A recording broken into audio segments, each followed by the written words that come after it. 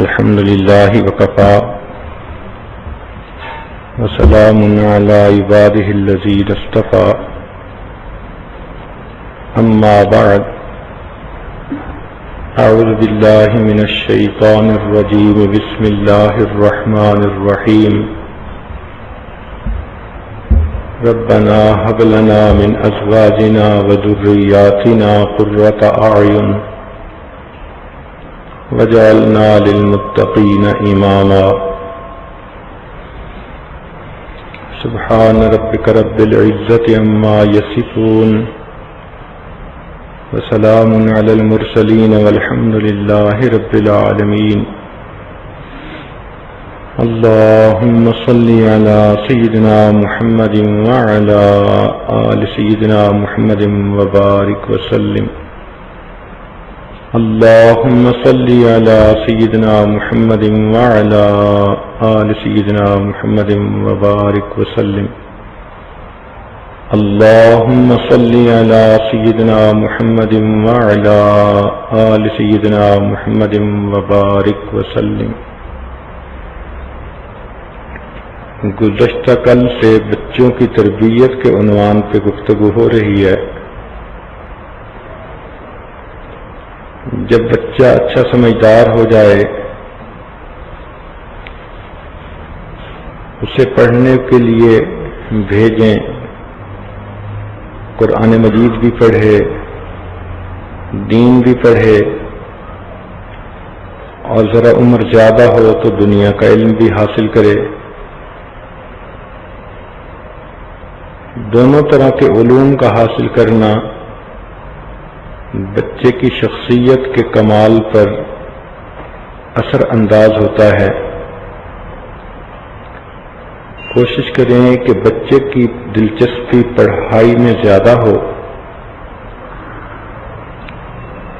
اس کے لیے والدہ کو بچوں کے ساتھ مل کر پڑھنا پڑھانا پڑتا ہے.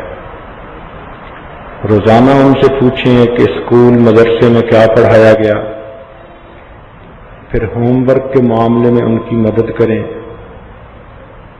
آپ یوں سمجھیں کہ آدھا بچے پڑھتے ہیں اور آدھا ان کی ماں پڑھتی ہے، تب جا کے کام مکمل ہوتا ہے. اور اگر ماں گھر کے دوسرے کاموں میں مصروف رہے اور بچوں سے پتہ بھی نہ کرے کہ وہ کیا پڑھ رہے ہیں یا نہیں پڑھ رہے، تو پھر بعض بچوں کی دلچسپی تعلیم کی بجائے کھیلوں میں زیادہ ہو جاتی ہے. دین اسلام نے بچوں کی تربیت کو اتنی اہمیت دی کہ عورت کے لیے اس کو زندگی کا مقصد بنا دیا. بعض عورتیں جو سوچتی ہیں کہ عورت کو گھر کی چار دیواری میں بند کر دیا گیا، ایسی بات نہیں ہے. گھر کی چار دیواری کے اندر اس کو اتنا اہم کام سونپا کہ اگر عورت کرے تو اسے سر کھجانے کی فرصت ہی نہیں ملتی. ایک ایک بچے کی تربیت اتنا اہم ہوتی ہے، تو اگر 2-4 بچے ہوں تو وہ ماں تو پھر 24 گھنٹے ہی فکر مند رہتی ہے. اسی تربیت کی وجہ سے اس کو ماں کا رتبہ ملا.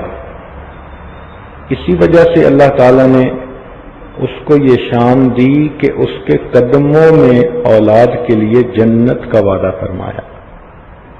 یہ عظمت ماں کو فقط بچے کے جننے پہ نہ ملی، بلکہ اس کو پھر دین سکھانا، نیک بنانا، ایسی ماں بن جانا، یہ اس کو اس پر اللہ تعالیٰ کی طرف سے انعام دیا گیا. تو ماں کا رتبہ اللہ تعالیٰ کے ہاں بہت بڑا ہے. وہ اسی لیے کہ ماں اپنے بچوں کو پیدا بھی کرتی ہے اور ان کو پالتی بھی ہے، ان کی مربیہ بھی ہوتی ہے، ان کی تربیت کرتی ہے. بچے جتنا ماں سے سیکھتے ہیں اور جتنا ماں کی باتوں کا اثر لیتے ہیں، اتنا کسی اور کی باتوں کا اثر نہیں لیتے. چنانچہ ام سلیم رضی اللہ تعالی عنہا ان کا نکاح مالک کے ساتھ تھا اور ان کے ہاں ایک بیٹا تھا، اس کا نام تھا انس۔ مالک کہیں تجارتی سفر پر گئے ہوئے تھے۔ ام سلیم رضی اللہ تعالی عنہ نبی علیہ الصلوۃ والسلام کی کسی محفل میں حاضر ہوئیں، دل پہ ایسی تاثیر ہوئی کہ انہوں نے کلمہ پڑھ لیا۔ جب خامن سفر سے واپس آیا تو انہوں نے ان کو بتایا کہ میں تو کلمہ پڑھ کے مسلمان ہو گئی۔ مالک اس بات پہ ناراض ہوئے کہ تمہیں اتنی جلد بازی کی کیا ضرورت تھی۔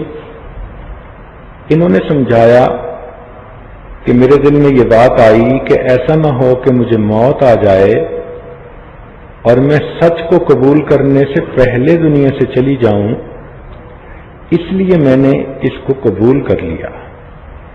تو خامن نے جواب دیا کہ میں نے ابھی اس بارے میں کوئی فیصلہ نہیں کیا۔ ابھی میاں بیوی میں یہ گفتگو ہو رہی تھی کہ چھوٹا بچہ انس بھی قریب آ گیا۔ تو مالک نے انس کو دیکھ کر کہا کہ بیٹا، نہ تم نے کلمہ پڑھنا ہے نہ میں نے پڑھنا ہے۔ تو اس بات کو سن کر ام سلیم نے بچے کو کہا کہ بیٹے، میں بھی کلمہ پڑھ چکی ہوں اور تم بھی کلمہ پڑھ لو۔ ننھے انس نے ایک نظر اپنے باپ کے چہرے پر ڈالی، ایک نظر اپنی ماں کے چہرے پر ڈالی اور اونچی آواز سے کلمہ پڑھ دیا۔ تو حدیث سے یہ بات ثابت ہوئی کہ سب سے زیادہ اثر بچے پر اس کی ماں کا ہوتا ہے۔ ماں اگر نکمی ہو، دنیا دار ہو، دین سے بے بہرا ہو، تو پھر خامند جتنا مرضی زور لگا لے وہ اپنی اولاد کی تربیت نہیں کر سکتا۔ وہ جتنا اولاد کو سمجھائے گا نماز پڑھو، نیک بنو، فلاں کرو، 1 گھنٹہ واز کر کے جب باہر جائے گا اور پیچھے بیوی اتنا کہہ دے بچوں کو کہ تمہارے باپ کا تو دماغ خراب ہے، تو باپ کے سب کہے کہ اوپر پانی پھر گیا۔ اب ذرا سوچئے کہ حضرت نوح علیہ السلام وقت کے پیغمبر ہیں،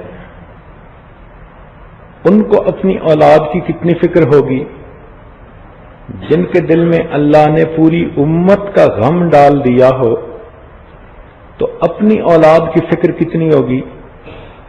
مگر ان کی بیوی ایسی تھی کہ ان کے ساتھ ذہنی مطابقت نہ پا سکی، اختلاف رائے رکھتی تھی۔ اس اختلاف رائے کا یہ نتیجہ نکلا کہ نوح علیہ السلام اپنے بیٹے کو بلاتے ہیں، یا بنی ارکم معنا، اے بیٹے ہمارے ساتھ کشتی پہ سوار ہو جاؤ۔ مگر بیٹا باپ کی بجائے ماں کی بات کو مان کے دور رہتا ہے اور والد کی آنکھوں کے سامنے سیلاب میں ڈوب جاتا ہے۔ اسی لیے نبی علیہ السلام نے فرمایا کہ تم اگر شادی کرنا چاہو تو لوگ کرتے ہیں حسن و جمال کی وجہ سے، مال و منال کی وجہ سے، حسب نسب کی وجہ سے اور دین داری کی وجہ سے۔ تم اپنے لیے دین کی نسبت سے بیوی کو تلاش کرو۔ جو نوجوان دین کی نسبت سے بیویوں کو ڈھونڈ لیتے ہیں ان کی باقی زندگی پھر سکھی گزر جاتی ہے، اس لیے کہ آج کی بیوی کل کی ماں ہے، اور اگر اس کو فقط شکل و صورت کی خوبصورتی کی وجہ سے لے لیا کہ ٹھپا اچھا ہے، دیکھنے میں بھلی لگتی ہے، اور اس کے اندر دینداری نہیں، تو وہ پھر بچوں کو تو نہیں سنبھال پاتی۔ جس سے آنچل بھی نہیں گھر سر کا سنبھالا جاتا، جس سے آنچل بھی نہیں سر کا سنبھالا جاتا، اس سے کیا خاک تیرے گھر کی حفاظت ہوگی۔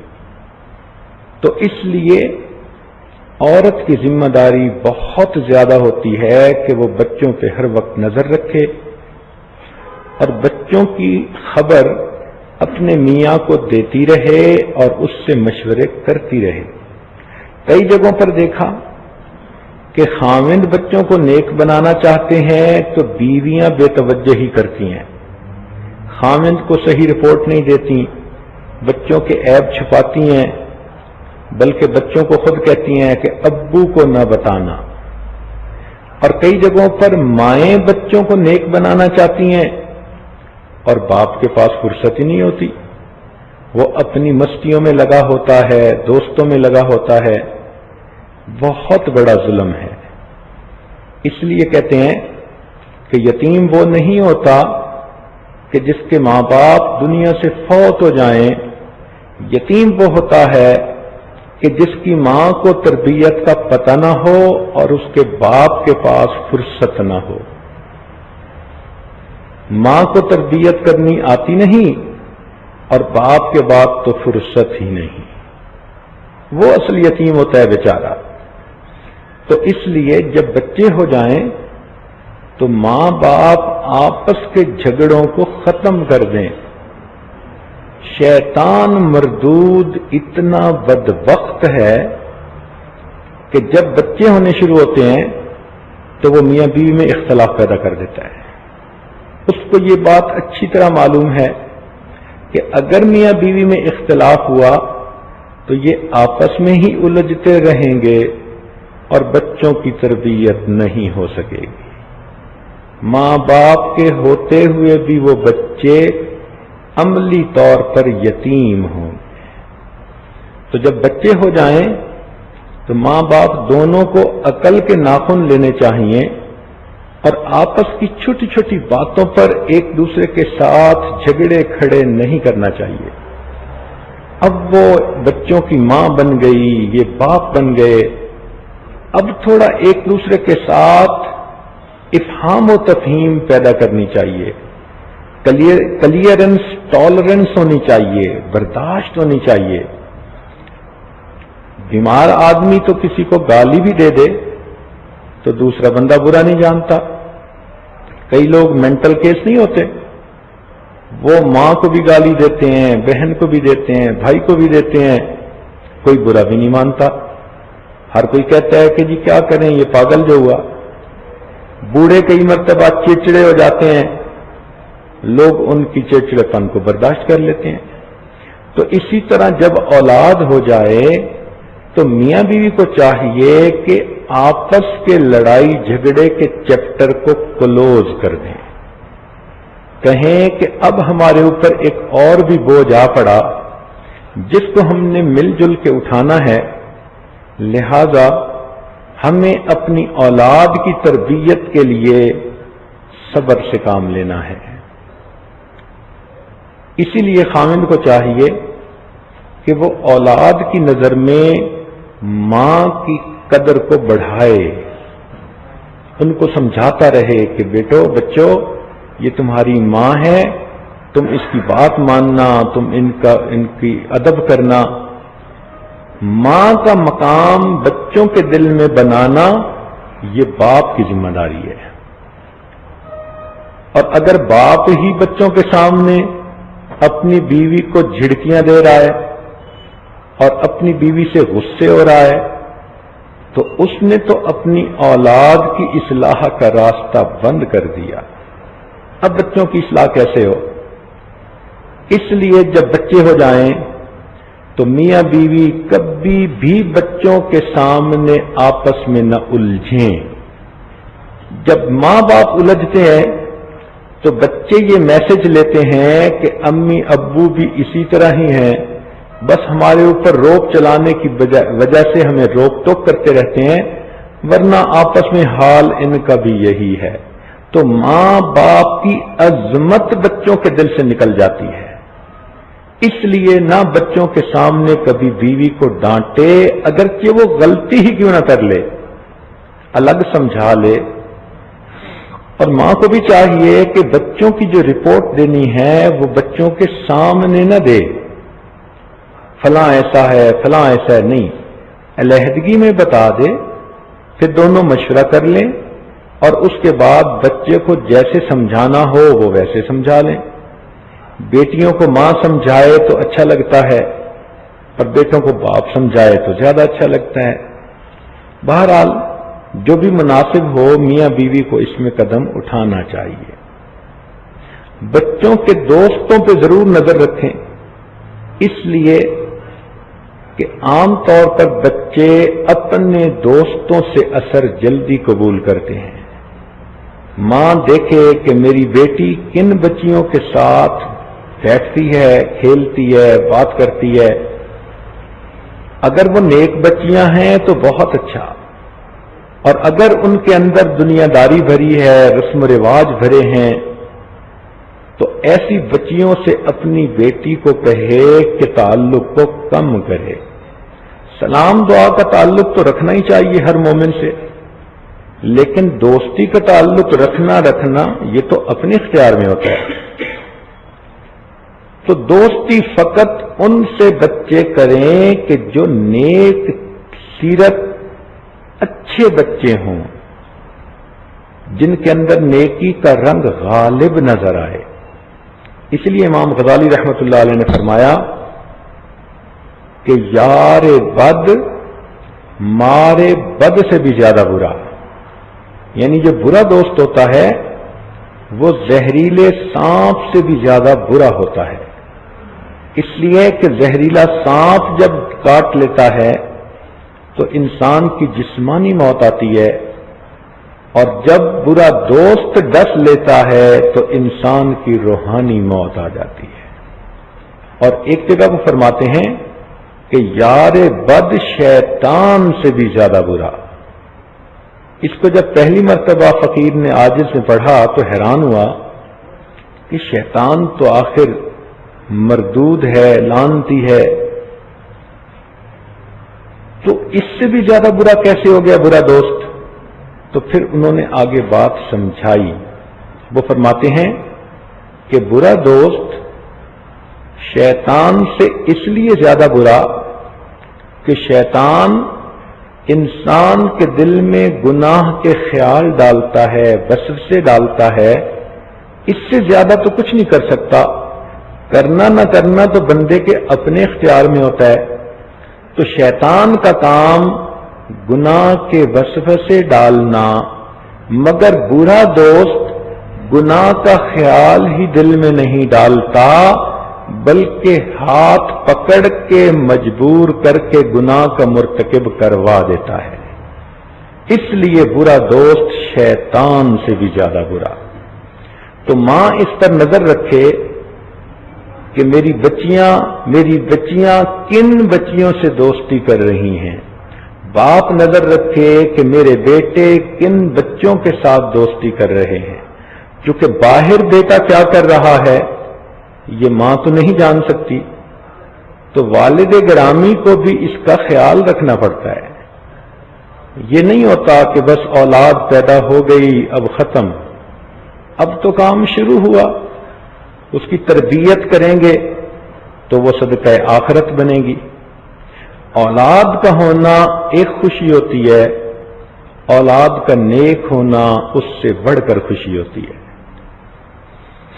بچوں کے اندر سچ بولنے کی عادت بچپن سے ڈالیں، ان کو صاف لفظوں میں یہ سمجھائیں کہ بچوں تمہاری ہر غلطی ہم قبول کر جائیں گے، لیکن تمہاری زبان سے جھوٹ کو ہم کبھی قبول نہیں کریں گے۔ لاؤڈ اینڈ کلیئر اس بات کو بچوں پر واضح کر دیں۔ نبی علیہ السلام نے ارشاد فرمایا مومن سب کچھ ہو سکتا ہے مگر مومن جھوٹا نہیں ہو سکتا۔ یاد رکھیں جھوٹ جتنا بھی تیز دوڑے سچ بالآخر اسے جا کر پکڑ لیتا۔ تو جھوٹ سے خود بھی نفرت کریں اور بچوں کو دل میں بھی جھوٹ کی نفرت پیدا کریں، حتیٰ کہ بچے کی طبیعت ایسی ہو کہ وہ غلطی بھی کر کے آیا تو وہ صاف بتا دے کہ غلطی کر دی، اور آپ اس کی غلطی کو معاف کر دیں کہ بچے نے سچ بولا ہے۔ جب بچے کو بات بات پہ آپ ڈانٹیں گی تو پھر بچے آپ کے سامنے غلطی کا اظہار کیسے کریں؟ اس کے لیے تو آپ کو بھی بڑا دل کرنا پڑے گا۔ ہر بات پہ نہیں ڈانٹا جاتا، غلطیاں بچے نہیں کریں گے تو کون کریں گے؟ انہوں نے کرنی ہوتی ہیں اور بڑوں نے معاف کرنا ہوتا ہے. تو ڈانٹ ڈپٹ ہو اصولی باتوں پر. تو سچ ایک اصولی چیز ہے. جس بچے میں جھوٹ بولنے کی عادت پیدا ہو گئی اس میں دو رنگی کا بیج پڑ گیا, منافقت کا بیج پڑ گیا. یہ بچہ, اس کی اصلاح اب بہت مشکل ہو گئی. لہذا خود بھی سچ بولیں اور اپنے بچوں کو بھی سچ بولنے کی عادت ڈالیں. ہزار خوف ہو لیکن زباں ہو دل کی رفیق, یہی رہا ہے ازل سے قلندروں کا طریق. بچوں میں اپنا کام خود کرنے کی عادت ڈالیں. کئی بچوں کو دیکھا کہ گھر کے اندر چونکہ کام کرنے والے مرد بھی ہوتے ہیں, عورتیں بھی ہوتی ہیں, تو وہ شہزادوں کی زندگی گزارتے ہیں. بچیاں بڑی ہو جاتی ہیں, ان کو دسترخوان لگانا نہیں آتا. بچے بڑے ہو جاتے ہیں, ان کو مہمان کے سامنے پانی رکھنا نہیں آتا. یہ بہت ہی زیادہ فکر کی بات ہے. اپنے بچوں کو خدمت کے لیے تیار کریں. والدہ کو چاہیے کھانا بنوا دے اور بیٹی کو کہے کہ بیٹی میرے سامنے ذرا دسترخوان لگاؤ, اور اس کو پیار پیار سے سمجھائے کہ یوں دسترخوان لگاتے ہیں. پھر دسترخوان سمیٹنے کا کام بھی اسی کا ذمہ لگائے. جب برتن لگانا اور سمیٹنا اسے آ جائے, اب اسے کھانے بنانے بھی سکھائے. اب اسے سمجھائے کہ بھئی عورتیں جب گھر میں آتی ہیں مہمان تو ان کو بٹھایا کیسے جاتا ہے, ان کے سامنے کوئی چیز کیسے پیش کی جاتی ہے, ان سے ہم کلامی کیسے کی جاتی ہے. تو یہ خدمت کی عادت بچوں میں بچپن سے ڈالیں, ورنہ کچھ بچے بچپن سے ہی ہڈ حرام بن جاتے ہیں, کام چور بن جاتے ہیں. اور یہ بچوں کا قصور نہیں ہوتا, یہ ان کی ماں یا ان کے باپ کا قصور ہوتا ہے. اگر اللہ نے پیسے دیے تو اس کا یہ مطلب نہیں کہ بچوں کو لولا لنگڑا بنا دیں. بچوں کو کام کی عادت ڈالیں. یہی ان کے لیے کل کو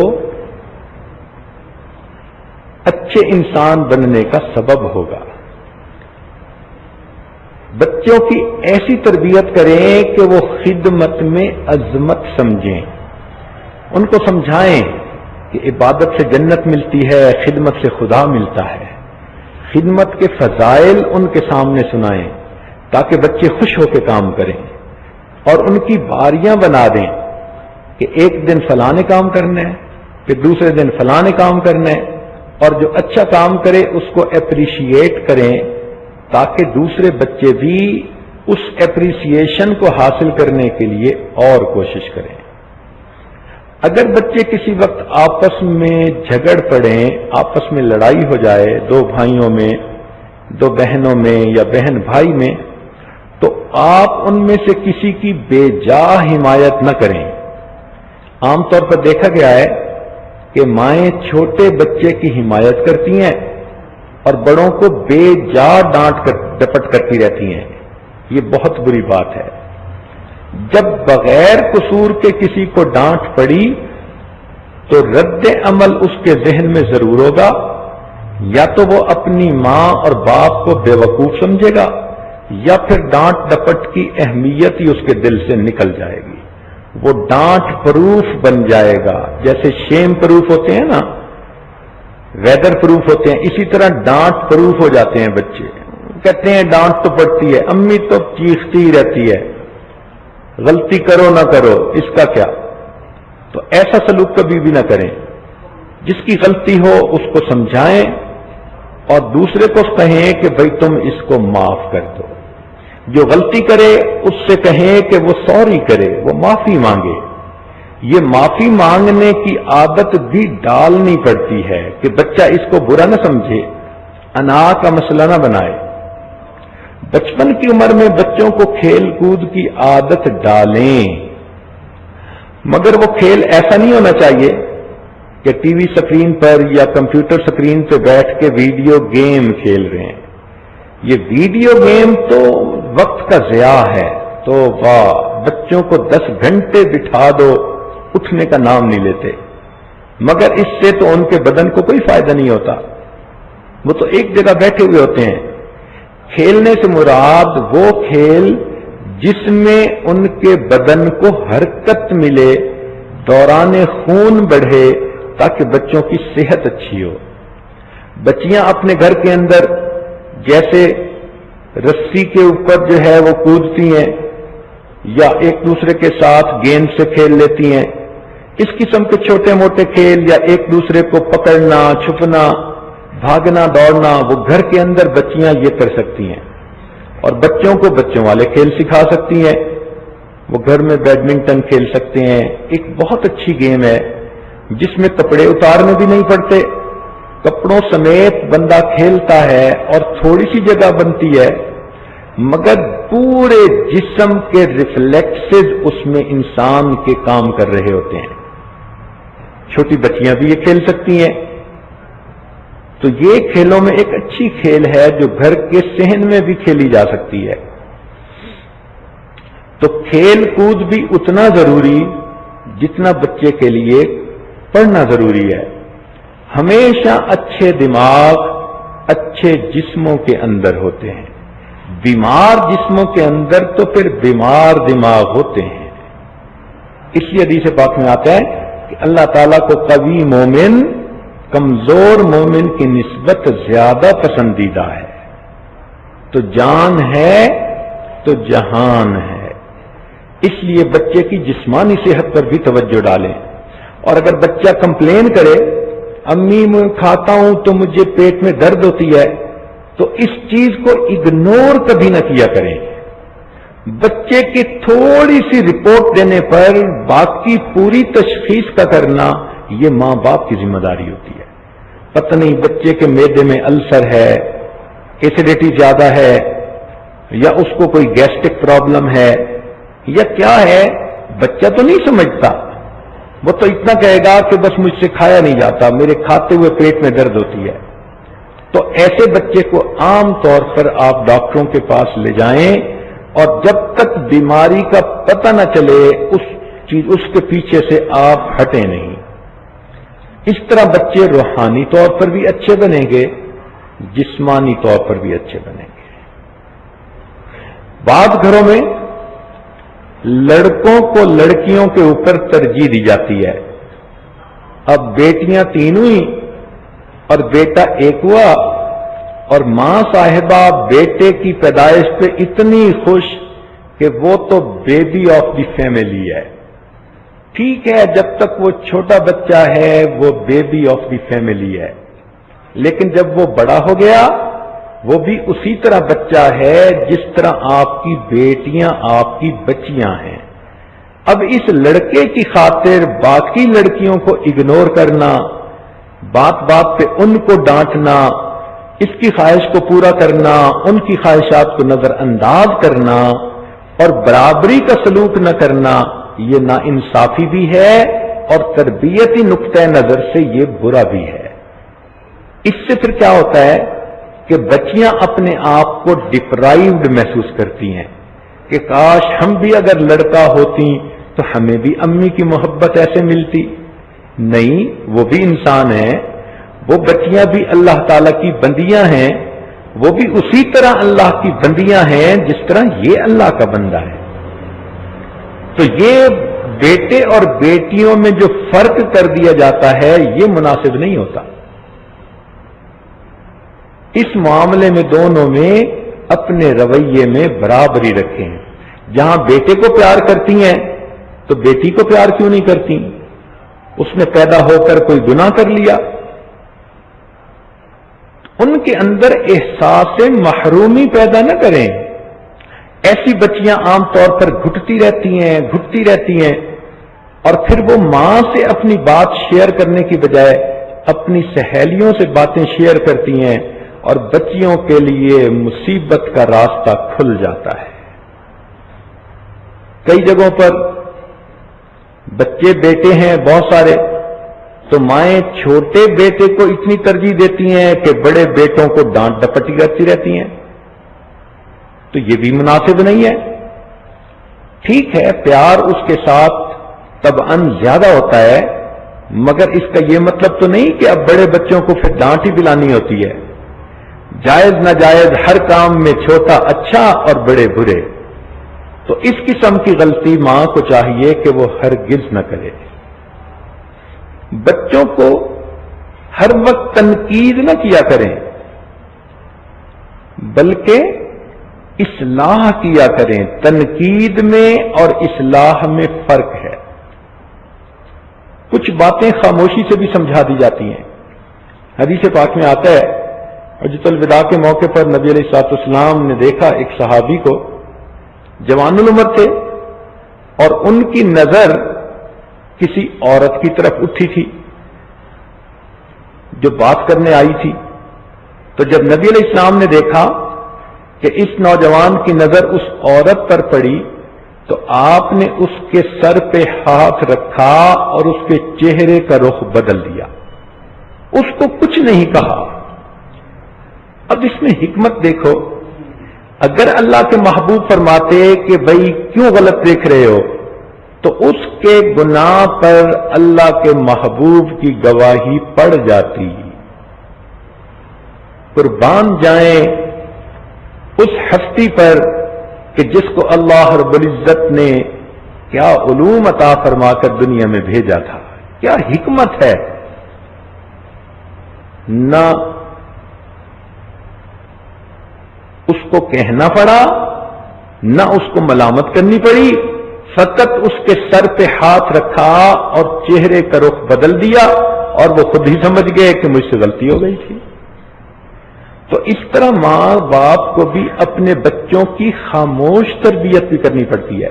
وہ کیسے کہ بچے نے کوئی غلطی کی تو بجائے اس کو بار بار ڈانٹ ڈپٹ کرنے کے، وہ کام خود اچھے طریقے سے کر کے دکھا دیں.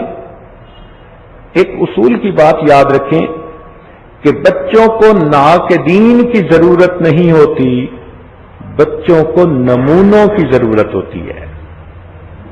بچوں کو کریٹکس کی ضرورت نہیں ہوتی، بچوں کو رول ماڈل کی ضرورت ہوتی ہے.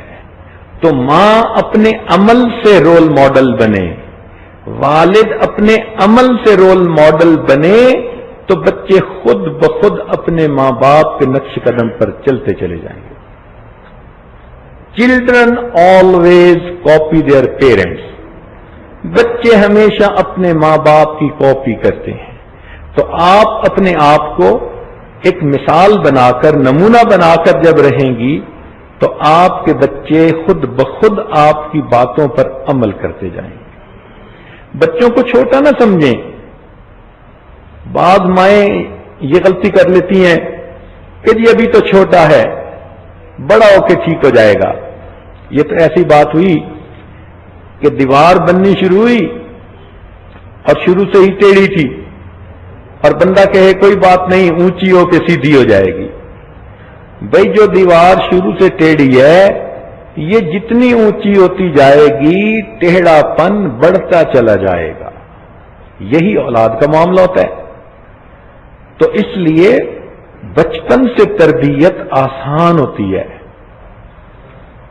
تو بچوں کی تربیت کے بارے میں فکر مند رہیں. اور تربیت فقط ڈانٹ ہی نہیں ہوتی، دکھ سے، غم سے، درد سے سمجھانا ہوتا ہے. اے بیٹے آپ اگر اس کام کو ایسا کرتے تو میرا دل کتنا خوش ہوتا. بیٹے میں تہجد میں آپ کے لیے دعائیں کرتی. ماں نے اگر پیار سے بچے کو یہ سمجھا دیا تو بچہ اپنی زندگی کے بڑے بڑے کاموں کو ٹھیک کر لیتا ہے. ماں کے نرم و نازک الفاظ بچے کے دل پر اتنا اثر ڈالتے ہیں کہ وہ اپنی زندگیوں کے فیصلے بدل لیا کرتے ہیں. تو اس لیے بچوں کو، اور اگر آپ دیکھیں کہ بچے کو سمجھاتی ہیں اور نہیں سمجھ رہا، پڑھائی کا شوق نہیں پیدا ہو رہا، کام کا شوق نہیں، تو پھر اللہ تعالیٰ سے بھی مانگیں، 2 رکعت نفل پڑھیں، اللہ تعالیٰ کے سامنے ہاتھ اٹھائیں. جب ماں اپنی طرف سے سب کوشش کر لیتی ہے اور پھر اللہ تعالیٰ کے سامنے ہاتھ اٹھاتی ہے تو انسانوں کے دل تو اللہ تعالیٰ کی دو انگلیوں کے درمیان ہیں. یقلبھا کیف یشاء، اللہ تعالیٰ جیسے چاہتے ہیں بدل دیتے ہیں. تو پھر ماں کی یہ دعائیں رنگ لایا کرتی ہیں. اس لیے قرآن مجید نے ہمیں دعا سکھائی کہ ہم یہ مانگا کریں ربنا ہب لنا من ازواجنا وذریاتنا قرۃ اعین وجعلنا للمتقین اماما. چھوٹے بچے بھی چھوٹی عمر میں سیکھنا شروع کر دیتے ہیں. ہارون رشید کے دربار میں ایک بچے کو پیش کیا گیا جو قرآن پاک کا حافظ تھا. اس کے والد نے کہا کہ بیٹا قرآن سناؤ. وہ اتنا چھوٹا تھا، کہنے لگا ابو پہلے مجھے گڑ کی ڈلی لے کے دیں پھر سناؤں گا. تو والد نے کہا اچھا بیٹا میں تجھے گڑ لے دوں گا تم سناؤ. چنانچہ اس بچے نے سنایا. بچے کی عمر اس وقت 5 سال تھی اور وہ قرآن مجید کا حافظ بن چکا تھا. معاذ اور معوذ کتنی چھوٹی عمر تھی بچوں کی. عبد الرحمن رضی اللہ عنہ ایک صحابی ہیں، وہ فرماتے ہیں کہ میں نے اپنے دائیں بائیں دیکھا میدان بدر میں کہ میرے ساتھ لڑنے والے مجاہد کون ہیں. تو میں نے 2 بچوں کو دیکھا. وہ بچے قریب ہوئے، پوچھنے لگے کہ چچا جان ابو جہل کون ہے. میں بچوں کو دیکھتا اتنے چھوٹے اور یہ پوچھ رہے ہیں کفار کے سرغنے کے بارے میں. تو میں نے پوچھا بچے کیوں؟ انہوں نے کہا کہ ہم نے سنا ہے وہ نبی علیہ الصلوۃ والسلام کی شان میں گستاخیاں کرتا ہے. ہم نے دل میں یہ فیصلہ کر لیا یا آج وہ سلامت واپس نہیں جائے گا یا پھر ہم اپنے گھروں کو نہیں جائیں گے. کہتے ہیں میں حیران ہو گیا ان کی بات سن کے. میں نے انہیں کہا دیکھو وہ جو سامنے لوہے میں ڈوبے ہوئے لوگ کھڑے ہیں نا، ان کے درمیان میں اونچی سواری پہ جو شخص ہے وہ ابو جہل ہے. کہنے لگے سنتے ہی جب جنگ شروع ہوئی تو وہ بچے بھاگے. اتنے چھوٹے تھے کہ کسی نے ان کا نوٹس بھی نہیں لیا، حتیٰ کہ وہ ابو جہل کے گھوڑے کے پاس گئے. اتنے چھوٹے تھے کہ ابو جہل پہ وار نہیں کر سکتے تھے. تو ایک بچے نے اس کے گھوڑے کی ٹانگ پہ وار کیا تو ابو جہل نیچے گرا. تو دوسرے بچے نے ابو جہل پہ وار کیا، وہ زخمی تو ہو گیا لیکن وہ بچہ اتنا چھوٹا تھا کہ ابو جہل کا گلا بھی نہیں کاٹ سکتا تھا. تو عبداللہ ابن مسعود اللہ عنہ صحابی جو فقیہ امت ہیں وہ فرماتے ہیں کہ میں آگے بڑھا اور ابو جہل کا گلا کاٹنے کی سعادت اللہ نے ان کو عطا فرمائی. اور فقہ حنفی میں حضرت عبداللہ ابن مسعود رضی اللہ عنہ کا علم ہی غالب ہے. اسی لیے ہر جگہ پر آپ دیکھیں گے کہ عبداللہ ابن مسعود کے اس فقہ پر وقت کے ابو جہل ہی بہت اعتراض کرتے ہیں.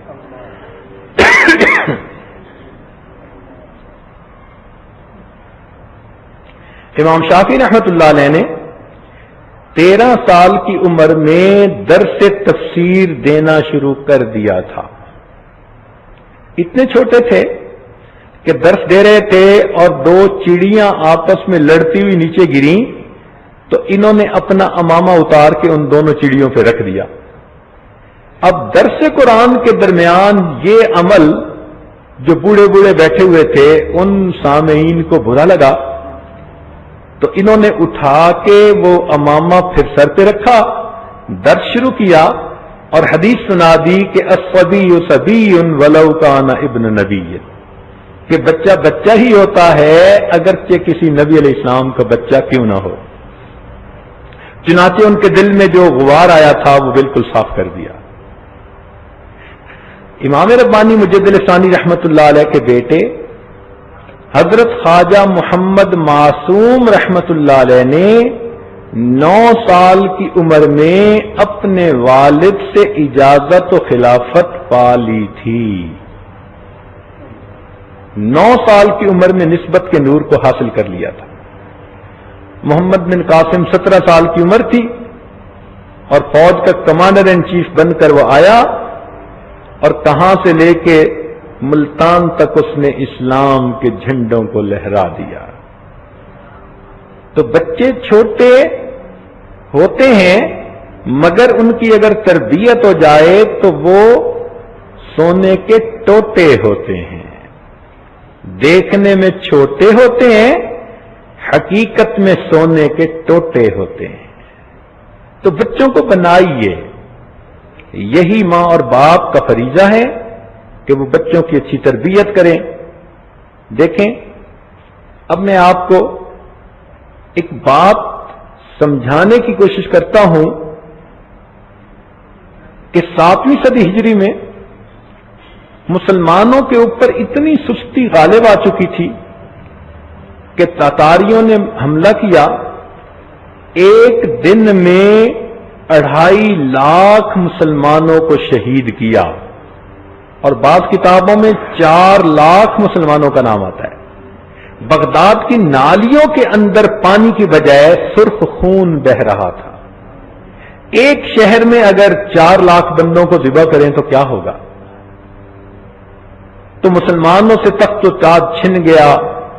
تاتاری بہت سخت تھے، ظالم تھے، اور ان کا کوئی دین بھی نہیں تھا، لہذا اس وقت پوری دنیا میں مسلمانوں کے پاس کہیں تخت و تاج نہیں تھا۔ اب دوبارہ مسلمانوں کو تخت و تاج کیسے ملا؟ اس کے پیچھے 2 خاموش قوتیں کام کر رہی تھیں۔ ذرا یہ بات توجہ سے سننے والی ہے کہ اس تخت و تاج کے دوبارہ ملنے میں 2 خاموش قوتیں کام کر رہی تھیں۔ ایک اللہ والوں کی خاموش قوت جو ان تاتاریوں کے دلوں پہ محنت کر رہے تھے۔ چنانچہ دربند ایک شہر تھا، تاتاری جب وہاں داخل ہوئے تو مسلمانوں نے شہر ہی خالی کر دیا۔ تاتاری شہزادے نے پوچھا کہ بھئی کوئی ایک بھی مسلمان نہیں؟ تو اس کو رپورٹ دی گئی کہ ایک بوڑھا ہے اور ایک اس کے ساتھ اس کا خادم ہے، یہ دونوں ایک مسجد میں بیٹھے ہیں، یہ شہر میں موجود ہیں، باقی کوئی مسلمان موجود ہیں۔ اس نے کہا ان کو بیڑیاں پہناؤ، ہتھکڑیاں لگاؤ، میرے سامنے پیش کرو۔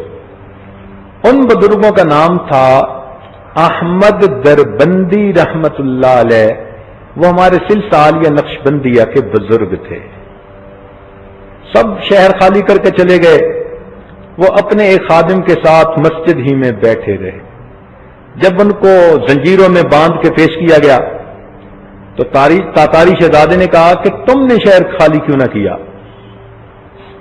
انہوں نے جواب دیا کہ میں تو اپنے رب کے گھر میں بیٹھا ہوا تھا، تو میں اللہ کے گھر سے کیوں نکلتا؟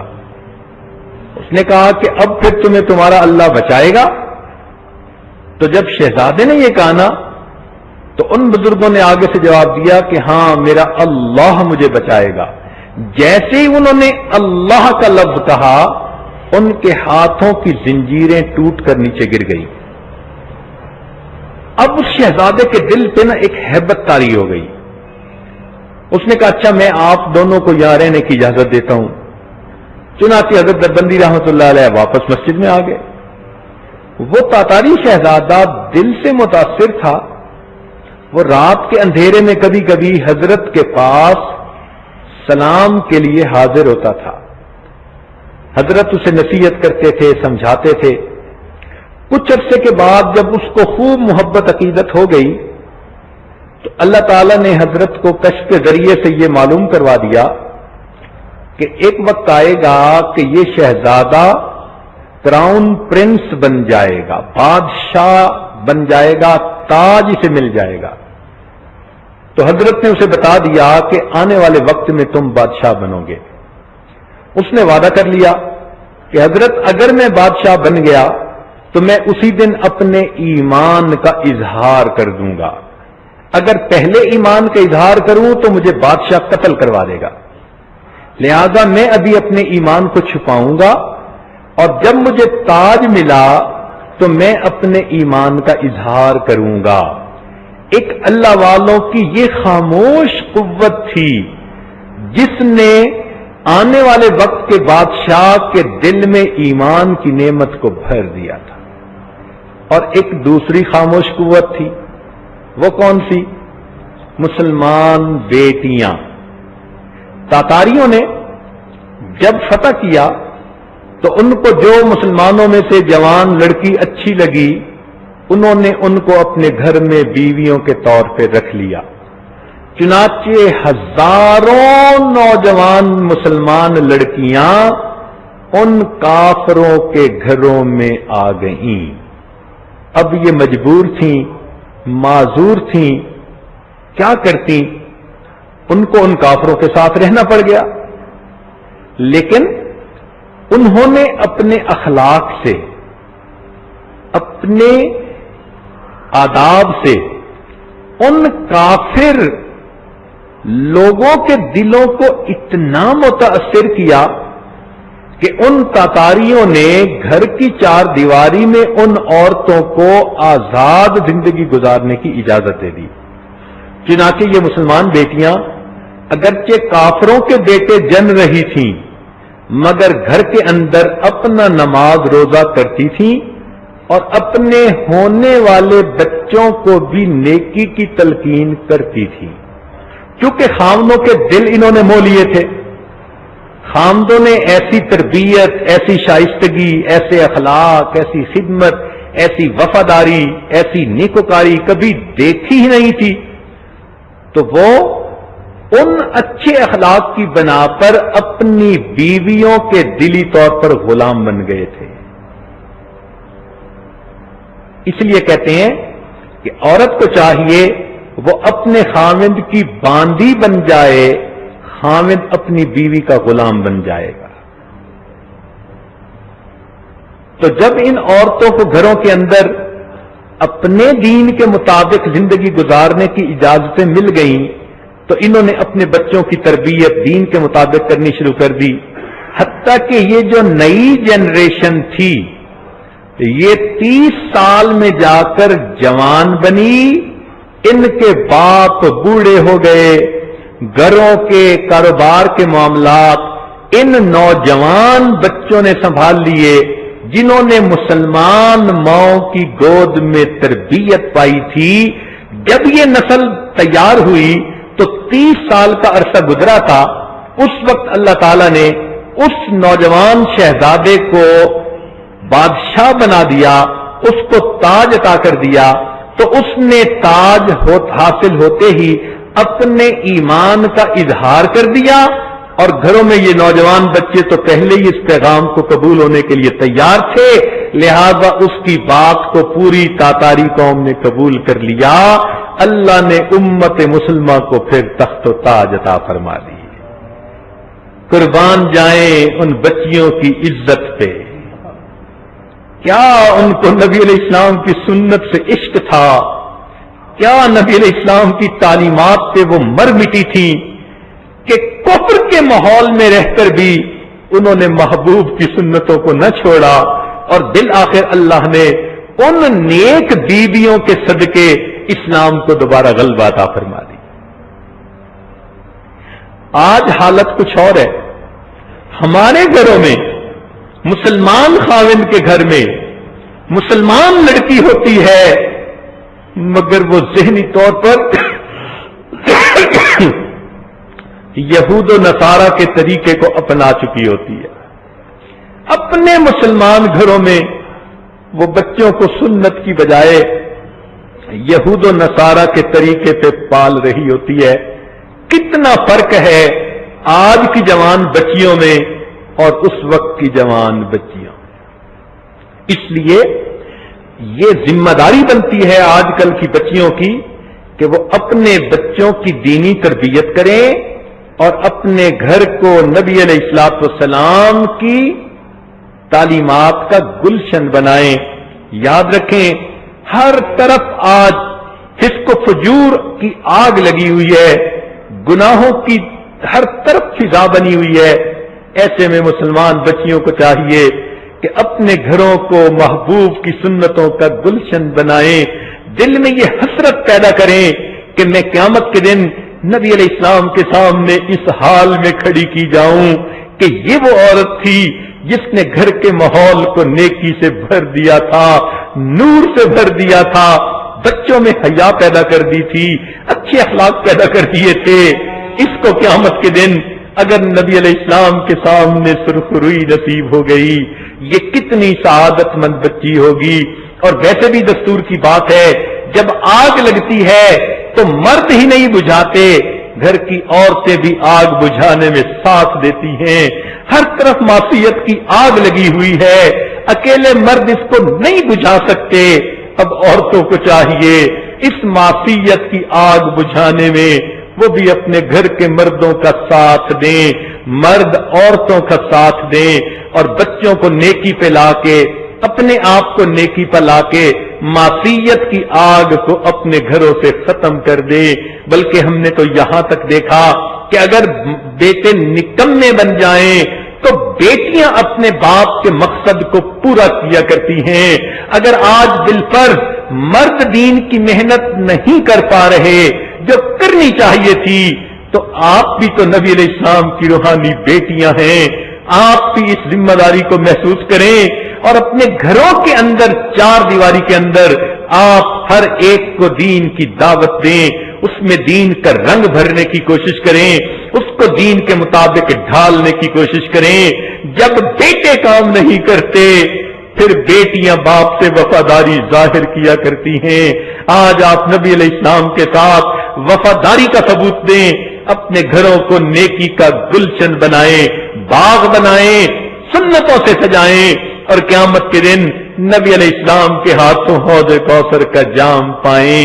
اللہ تعالی ہماری بہنوں بیٹیوں کو، ماؤں کو دین والی زندگی گزارنے کی توفیق عطا فرمائے، اور جو اس میں پہلے ہی کوشش کر رہی ہیں اللہ ان کی ہمتوں کو اور بڑھائے اور ان سب کو اپنی مقبول بندیوں میں شامل فرمائے۔ وآخر دعوانا ان الحمد للہ رب العالمین۔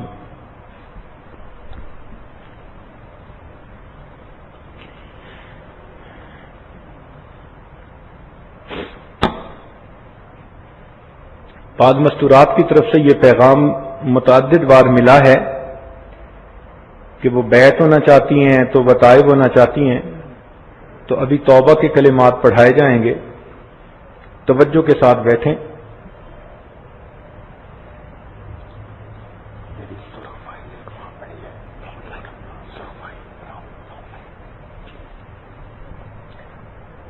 دل میں یہ نیت کر لیں کہ ہم اس وقت اپنی زندگی کے پچھلے سب گناہوں سے سچی پکی توبہ کر رہی ہیں اور آئینہ نیکوکاری پرہیزگاری کی زندگی گزارنے کا دل میں نیت کر رہی ہیں۔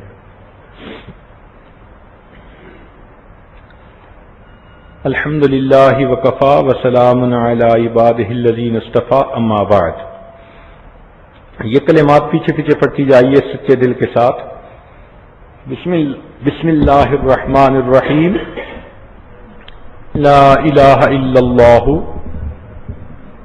محمد الرسول اللہ، آمنت باللہ وملائکتہ وکتبہ ورسلہ والیوم الآخر والقدر خیرہ وشرہ من اللہ تعالی والبعث بعد الموت، آمنت باللہ کما ہوا باسمائہ وصفاتہ وقبلت جمیع احکامہ اقرار باللسان وتصدیق بالقلب، اشہد ان لا الہ الا اللہ واشہد ان محمدا عبدہ ورسولہ،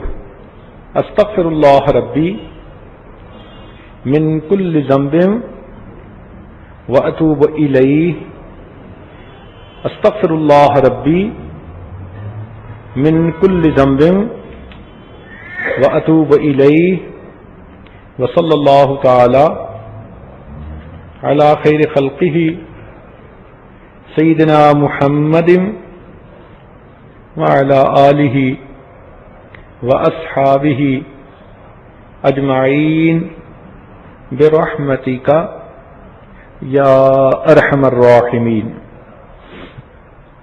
اب ان کلمات کو پڑھنے سے آپ تو بتائے ہو چکی ہیں، چند معمولات سن لیجئے۔ ایک تو لیٹے بیٹھے چلتے پھرتے دل میں اللہ رب العزت کا دھیان رکھیے، اس کو کہتے ہیں دست بکار دل بیار، ہاتھ کام کاج میں مشغول اور دل اللہ تعالی کی یاد میں مشغول۔ اور دوسرا کام ہے کہ صبح شام جب نماز سے فارغ ہوں تو تھوڑی دیر کے لیے آنکھوں کو بند کر لیں، قبلہ رو ہو جائیں، باوضو ہو جائیں، یکسو ہو جائیں، یکرو ہو جائیں، ظاہر کی آنکھوں کو بند کر لیں اور من کی آنکھوں کو کھول لیں، اور یہ سوچیں کہ اللہ رب العزت کی رحمت آ رہی ہے، میرے دل میں سما رہی ہے، میرے دل کی ظلمت اور سیاہی دور ہو رہی ہے، اور میرا دل اللہ اللہ اللہ یہ بول رہا ہے۔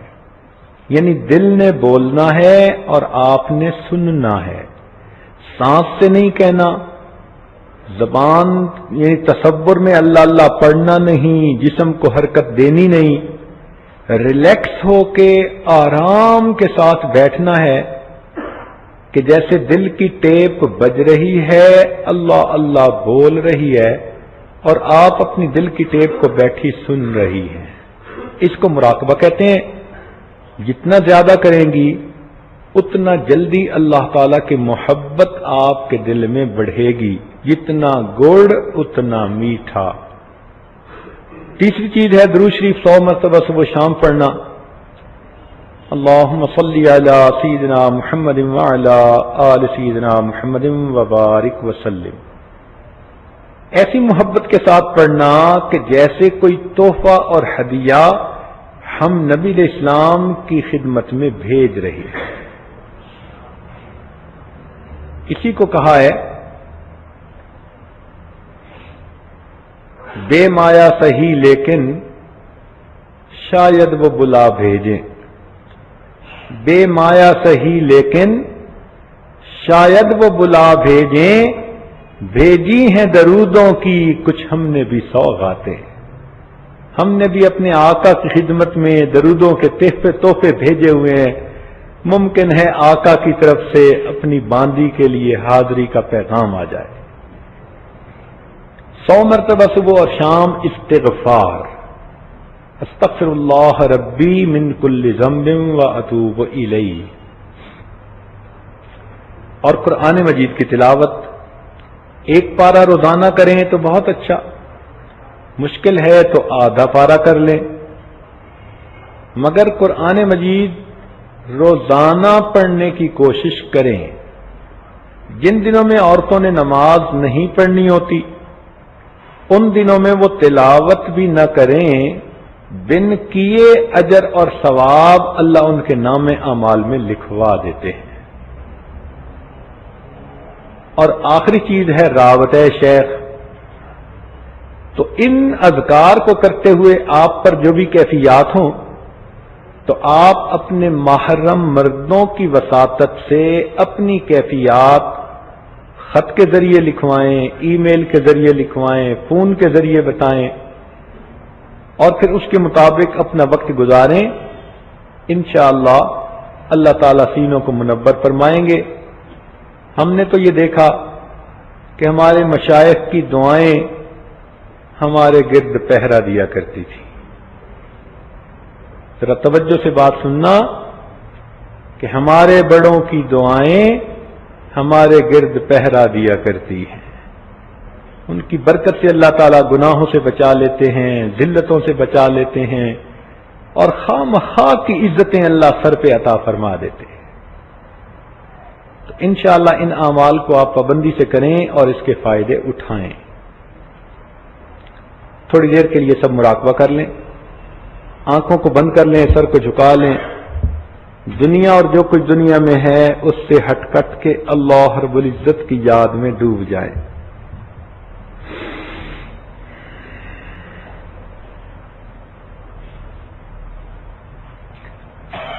کیا معلوم رمضان مبارک کی یہ آخری گھڑیاں ہوں، تو اس میں اپنے اللہ کو منا لیجئے، اپنے گناہوں کو بخشوا لیجئے اور اپنے اچھے نصیب کے فیصلے کروا لیجئے۔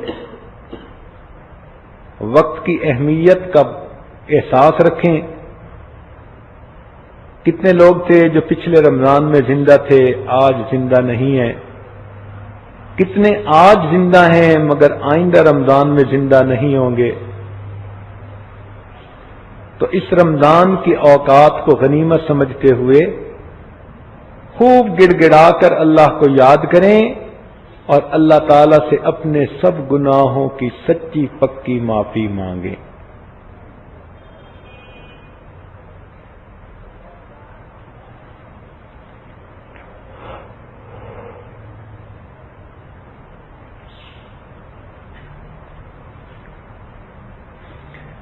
آہ جاتی ہے اثر کو کھینچ لانے کے لیے، بادلو ہٹ جاؤ دے دو راہ جانے کے لیے۔ اے دعا پر یاد کر عرش بری کو تھام کے، اے خدا رخ پھیر دے اب گردش ایام کے۔ خلق کے راندے ہوئے دنیا کے ٹھکرائے ہوئے، آئے ہیں اب تیرے در پر ہاتھ پھیلائے ہوئے۔ حق پرستوں کی اگر کی تو نے دل جوئی نہیں، تانا دیں گے بت کے مسلم کا خدا کوئی نہیں۔ رحم کر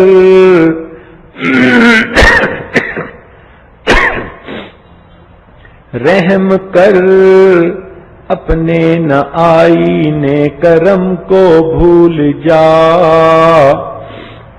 ہم تجھے بھولے ہیں لیکن تو نہ ہم کو بھول جا۔ خار ہیں بدکار ہیں ڈوبے ہوئے ذلت میں ہیں، جو بھی ہیں آقا تیرے محبوب کی امت سے ہیں۔ لا الہ الا اللہ محمد رسول اللہ۔ بہت ساری مسورات کے پیغام پر اس وقت اسماء الحسنہ کے ساتھ دعا کی جائے گی۔ قرآن مجید میں اللہ تعالیٰ فرماتے ہیں وَلِلَّهِ الْأَسْمَاءُ الْحُسْنَى فَادْعُوهُ بِهَا۔ اللہ تعالیٰ کے بہت پیارے پیارے نام ہیں، تم ان پیارے ناموں کی برکت سے مانگو، دعائیں کرو۔ اور ایک حدیث پاک میں آتا ہے کہ اللہ تعالیٰ کا ایک نام اسم اعظم ہے، اگر اس کی برکت سے دعا کر لی جائے تو دعائیں قبول ہو جاتی ہیں۔ تو ہم سارے کے سارے نام پڑھیں گے، اس میں اسم اعظم بھی آ جائے گا، لہذا قبولیت دعا کی زیادہ امید کی جا سکتی ہے۔ طریقہ اس کا یہ ہے کہ پہلے ہم اللہ تعالی کے نام پڑھ کر اس کو اس کی عظمتوں کا واسطہ دے کر اس کی رحمت کو جوش میں لائیں۔ جیسے بچہ امی امی کر کے روتا ہے تو ماں کے سینے میں دودھ اتر آتا ہے اور وہ بچے کو پلا دیتی ہے۔ اسی طرح ہم بھی اللہ اللہ اللہ پکار کر اپنے مولا کی رحمت کو جوش میں لائیں۔ فرشتے بھی کہہ اٹھیں کہ اللہ کی بندیاں اتنا بے قرار ہو کے اللہ کو پکار رہی ہیں۔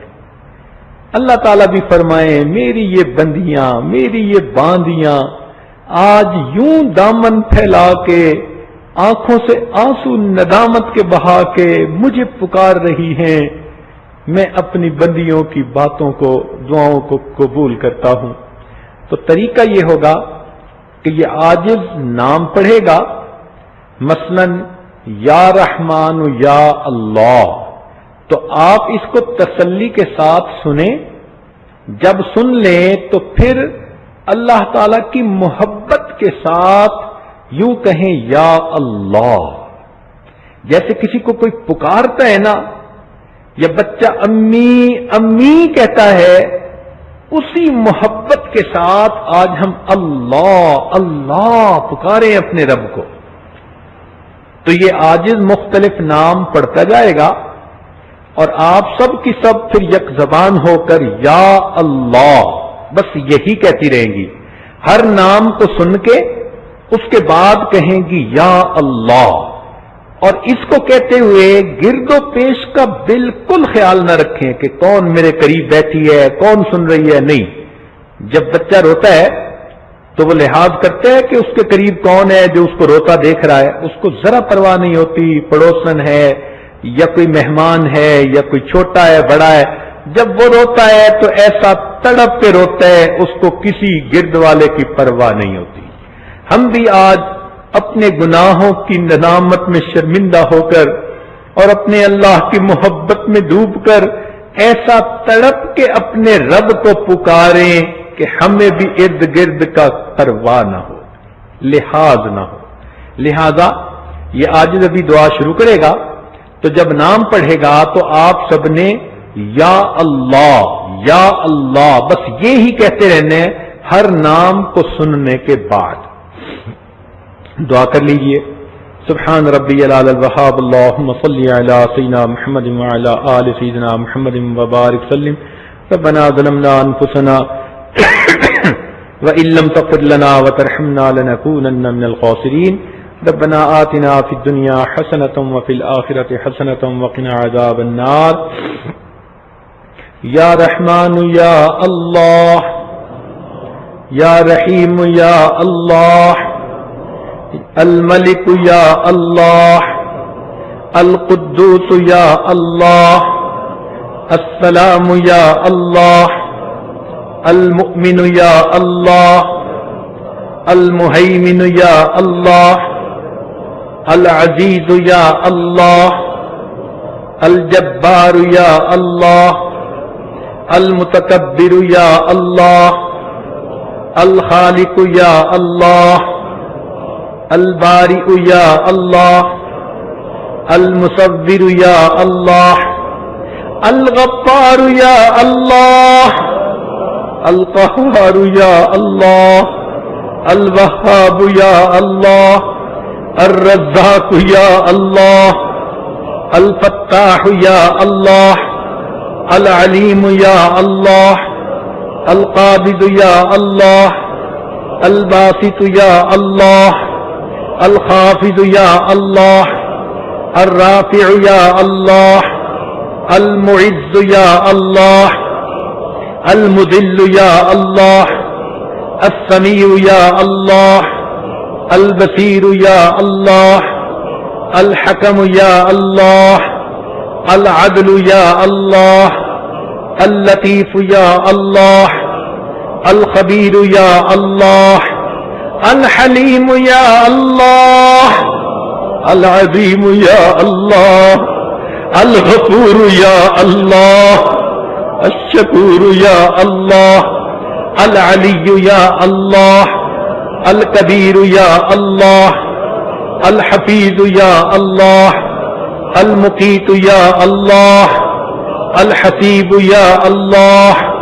الجلیل یا اللہ، الکریم یا اللہ، الرقیب یا اللہ، المجیب یا اللہ، الواسع یا اللہ، الحکیم یا اللہ، الودود یا اللہ، المجید یا اللہ، الباعث یا اللہ، الشہید یا اللہ، الحق یا اللہ، الوکیل یا اللہ، القوی یا اللہ، المتین یا اللہ، الولی یا اللہ، الحمید یا اللہ، المحصی یا اللہ، المبدئ یا اللہ، المعید یا اللہ، المحیی یا اللہ، الممیت یا اللہ، الحی یا اللہ،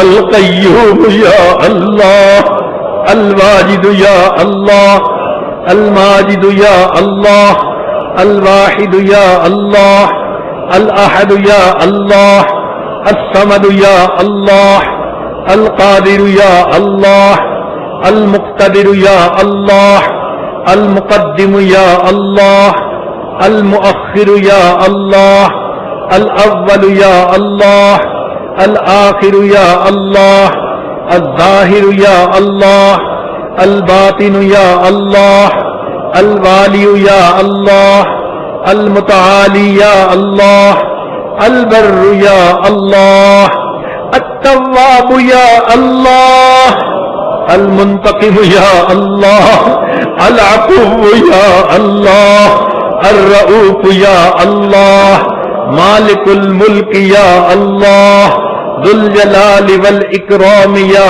اللہ، المقسط یا اللہ، الجامع یا اللہ، الغنی یا اللہ، المغنی یا اللہ، المعطی یا اللہ، المانع یا اللہ، الضار یا اللہ، النافع یا اللہ، النور یا اللہ، الہادی یا اللہ، البدیع یا اللہ، الباقی یا اللہ، الوارث یا اللہ، الرشید یا اللہ، الصبور یا اللہ، یا اللہ، یا اللہ، یا اللہ، یا اللہ، یا اللہ، یا اللہ، یا اللہ،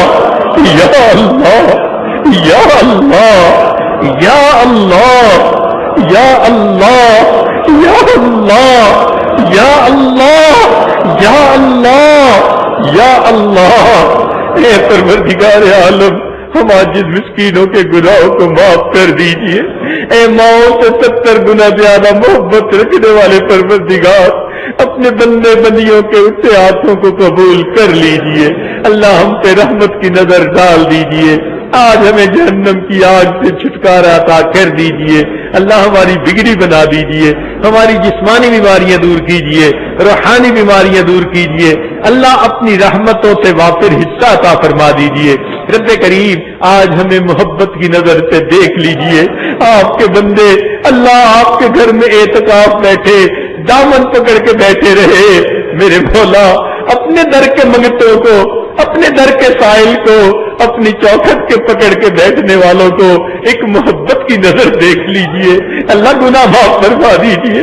اے اللہ کوئی منظر سے نکل کے جہنم میں جائے اس پہ حسرت نہیں، حسرت تو اس پہ ہے جو مسجد میں ٹھکانہ کر کے بیٹھا رہا، پھر توبہ قبول نہ ہوئی اور مسجد سے نکل کے جہنم میں ڈال دیا گیا۔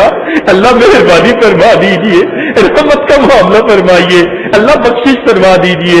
اللہ اعتکاف والوں کے اعتکاف قبول کر لیجئے۔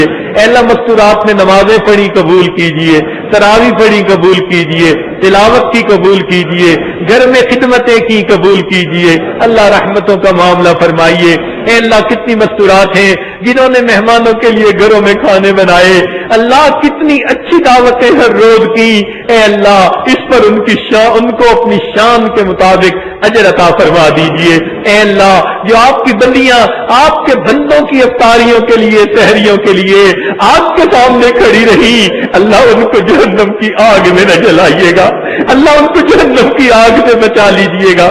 اللہ جنہوں نے آپ کے مہمانوں کے سامنے دسترخوان لگوائے، اللہ قیامت کے دن ان کو بھوکا نہ رکھیے گا، ان کو پیاسا نہ رکھیے گا۔ اللہ رحمت فرما دیجئے۔ اے اللہ جتنی مستورات نے بھی کوششیں کی خدمت میں حصے لیے، اللہ مثال ہی بنا دی انہوں نے، اللہ سب کی امیدوں سے بڑھ کر ان کو اجر عطا کر دیجئے، ان سب گھروں میں الفتیں عطا کیجئے، محبتیں عطا فرمائیے، رزق کی پریشانیاں دور کیجئے، اولاد کے غم دور کر دیجئے، اللہ اپنی رحمتوں سے واقف حصہ عطا فرمائیے۔ اللہ آج آپ کی بدیاں آپ کے سامنے حاضر ہیں، میرے مولا ان کی ہلکے ہاتھوں کو قبول فرما لیجئے۔ میرے مولا ہم نے دنیا داروں کو دیکھا، کسی گھر کے عورتیں اگر چل کے آ جائیں تو لوگ تو قتل کے مقدمے بھی معاف کر دیتے ہیں۔ میرے مولا یہ آپ کی بندیاں چل کے آپ کے در پہ آئی بیٹھی ہے، معافی مانگتی ہے، دعوت پھیلائے بیٹھی ہے، اے اللہ مہربانی فرما دیجئے، ان کے اٹھے آپ قبول کر لیجئے۔ اے اللہ یہ اپنے دل کے غم کس کو جا کر بتائیں، دل کے روگ کس کے سامنے کھولیں، آپ سینوں کے بھید جاننے والے ہیں۔ اللہ ان کے دل کی پریشانیاں دور کر دیجئے، ان کی نیک امیدوں کو پورا کر دیجئے۔ میرے مولا ہم نے اپنے بڑوں سے یہ بات سنی ہے، اگر باپ اپنے گھر میں کوئی چیز لائے، بیٹے بھی ہو اور بیٹیاں بھی ہو، تو وہ بیٹیوں کو پہلے دے، اس عزت کی وجہ سے جو آپ نے بیٹی کو عطا کی۔ اللہ ہم مردوں کو اگر حکم ہے ہم بیٹیوں کو مقدم کریں تو اے اللہ یہ آپ کی بدیاں آپ کے سامنے دامن پھیلائے بیٹھی ہیں، اللہ ان کو مغفرت میں مقدم فرما لیجئے، رحمت میں مقدم فرما لیجئے، ان کے دامن بھر دیجئے، اور ان کی برکت سے اللہ ہم گنہگاروں کی بھی بخشش فرما دیجئے۔ اللہ رحمت فرمائیے، اے اللہ جو بے اولاد ہیں ان کو نیک اولاد عطا فرما دیجئے، جو صاحب اولاد ہیں ان کی اولادوں کو نیکوکار بنا دیجئے، فرما بردار بنا دیجئے، ماں باپ کی آنکھوں کی ٹھنڈک بنا دیجئے، جو جوان العمر بچیاں ہیں ان کی اچھی تربیت فرمائیے، اور ان کو زندگی میں نیک اور قدردان لوگوں کا ساتھ عطا فرمائیے، ان کے نصیب اچھے کر دیجئے۔ اے اللہ ان بچیوں کی مرادیں پوری فرما دیجئے۔ اے اللہ اپنی رحمت کا معاملہ فرمائیے۔ اے اللہ جو شادی شدہ عورتیں گھروں میں پریشان ہیں، اللہ ان کو خامدوں کی محبتیں عطا فرمائیے، گھر والوں کی محبتیں عطا فرمائیے، بچوں کی محبتیں عطا فرمائیے۔ اے اللہ جو دین کا کام کرنے والی پڑھنے پڑھانے والی بچیاں ہیں، اللہ ان کو اپنی مقبول بندیوں میں شامل فرما لیجئے۔ اے میرے مولا اسکول میں جتنی بچیاں پڑھتی ہیں یا معلمات پڑھاتی ہیں، اللہ سب کو اپنی مقبول بندیوں میں شامل کر لیجئے۔ اور اے اللہ اسکول کے مختلف انتظامیہ نے جتنا اچھا تعاون کیا، اس کے بدلے اللہ ان کو اپنی رضا عطا فرما دیجئے۔ اے اللہ ہماری ان محفلوں میں جن لوگوں نے بھی دامے درہمے سکنے قدمے جس طرح سے بھی حصہ لیا، ان کو اللہ ان کی امیدوں سے بڑھ کر اجر عطا فرما دیجئے۔ اے اللہ اس پورے شہر کے مسلمانوں پر اپنی خصوصی رحمتیں عطا فرما دیجئے۔ میرے مولا جو مسلمان نہیں ہیں ان کو ہدایت عطا فرما دیجئے۔ رب کریم ہماری ان دعاؤں کو قبول فرمائیے، جو مانگا وہ بھی عطا فرما، جو مانگنا چاہیے تھا نہیں مانگ سکے وہ بھی عطا فرما۔ اے اللہ آخری عشرے کے آخری لمحات ہیں، ہماری جہنم سے ہمیں بری فرما، جہنم کی آگ سے چھٹکارا عطا فرما۔ رب کریم ہمارے اعمال کو قبول فرما، اور اے اللہ اپنی شان کے برابر اجر عطا فرما۔ اے اللہ دنیا میں فقیر بڑے دروازے کو دیکھتا ہے تو اونچی صدا لگاتا ہے، یقین ہوتا ہے میں اس دروازے پہ خالی نہیں جاؤں گا۔ اے اللہ ہم تو سب سے بڑے دروازے پہ آج بیٹھے ہیں، میرے مولا ہم بھی آپ سے آپ کی شان کے مطابق مانگتے ہیں، اللہ عطا فرما دیجئے۔ اے اللہ ہمیں ایسا بنا دیجئے کہ ہم آپ کو پسند آ جائے۔ اے اللہ ہم چاہیں نہ چاہیں پیشانی کے بالوں سے پکڑ کے آپ ہمیں نیک بنا دیجئے، نیکی کے رستے پہ چلا دیجئے۔ اللہ ہماری قیامت تک آنے والی نسلوں کے ایمان کی حفاظت فرما دیجئے۔ اللہ اولاد کے غموں سے محفوظ فرما، اولاد کے دکھوں سے محفوظ فرما، اولاد کی پریشانیوں سے محفوظ فرما۔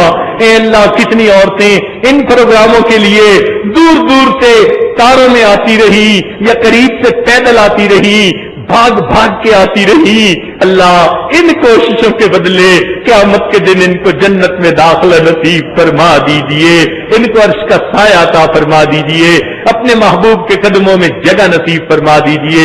رب کریم ہماری ان دعاؤں کو قبول فرمائیے۔ اے اللہ مدارس عربیہ کی حفاظت فرما، دعوت و تبلیغ کے کام کی حفاظت فرما۔ اے اللہ اپنی رحمت سے جہاں اللہ لوٹی ہے ان خانقاہوں کی حفاظت فرما، اقامت دین کی کوششوں کی حفاظت فرما۔ جنہوں نے دعاؤں کے پیغام بھیجے، خط لکھے، فون کیے، یہ جن کے ہم پر حقوق آتے ہیں، اللہ ان سب کو ان نیک دعاؤں میں حصہ نصیب فرما۔ ہمارے والدین عزیز، اقارب، مشائخ جو فوت ہو چکے ان کی مغفرت فرما، اور جن کی مغفرت آپ نے کر دی قرب کے اعلیٰ درجات عطا فرما۔ میرے مولا آخری وقت میں ہمیں کلمے کے ساتھ موت نصیب فرما، اور قیامت کے دن اپنے سامنے عزتوں کے ساتھ کھڑا ہونا نصیب فرما۔ جو مانگا وہ بھی عطا فرما، جو مانگنا چاہیے تھا اللہ ہم نہیں مانگ پائے ہمیں وہ بھی عطا فرما۔ صلی اللہ تعالی علی حبیبہ سیدنا محمد و آلہ و اصحابہ اجمعین برحمتک یا ارحم الراحمین۔